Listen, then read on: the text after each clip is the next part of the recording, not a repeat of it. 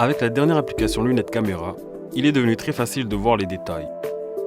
En un plissement des yeux, vous zoomez, en un clignement d'œil, vous arrêtez. En ouvrant grand les yeux, vous dézoomez.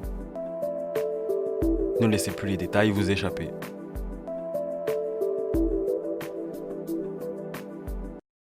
Bonjour, bienvenue à Marseille, grande métropole portuaire du sud de la France.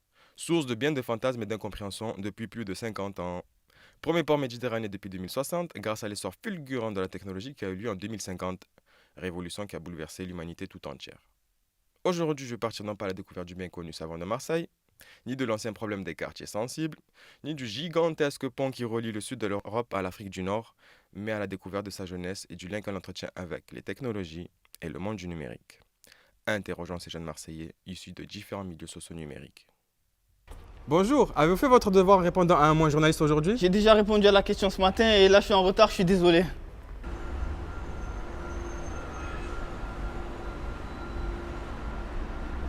Excusez-moi, bonjour, est-ce que vous avez fait votre devoir en répondant à un moins un journaliste aujourd'hui? Non, pas encore, je vous écoute.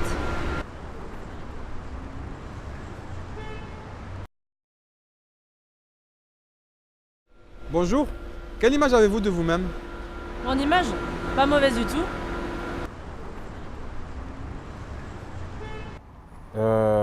Une mauvaise image.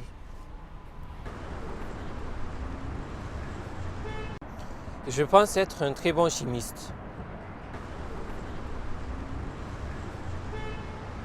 Mon image? Je me sens plutôt utile.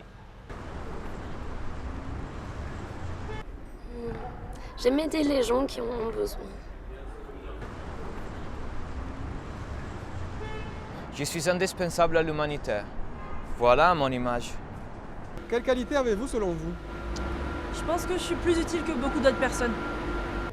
Qualité, je sais pas. Je prépare de la nourriture rapidement, facilement et en grande quantité pour beaucoup de monde. Alors, grâce ou à cause des technologies, donc des puces, j'analyse beaucoup plus rapidement les gens et je les aide à s'en sortir. Je suis rapide et je déprogramme beaucoup de monde. Mes qualités, je prends n'importe qui en 1.0 et je vous le transforme en 3.0, ni vu ni connu. Qui d'autre que moi sait faire ça?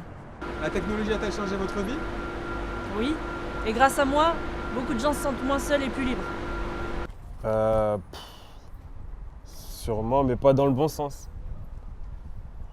Oui, elle a changé, j'en suis fier, car elle a révolutionné nos sens, ma vie, donc mon métier. Ah, elle a bouleversé la vie de tout le monde, ça c'est sûr. Oui, mais je ne suis pas d'accord avec la tournure que prend notre société. Mais c'est plutôt moi qui ai changé la vie des autres.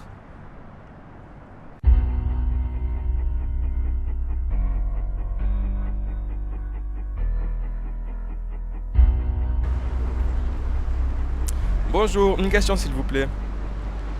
Vous savez que c'est interdit de cacher son visage à un journaliste, monsieur?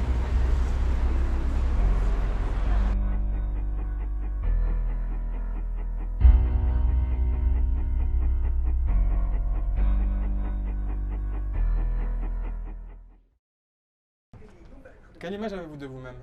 Mon visage. Un miroir brisé, mis de côté par l'invisible. Tu connais? Quelle qualité avez-vous selon vous? La réalité, je la consomme toutes les chiennes journées de ma vie. Tu en manges toi? La technologie a-t-elle bouleversé votre vie? L'écologie, tu veux dire la nature. On l'a tuée, on s'est tué.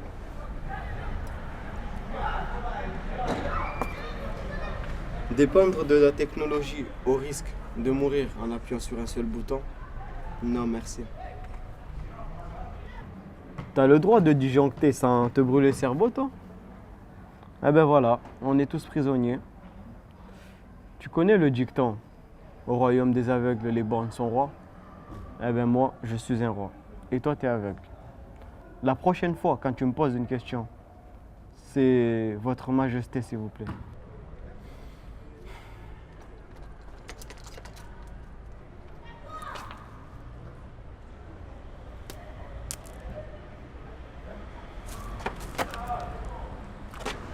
qu'est-ce qu'ils veulent ces marginaux et ces SDF au final?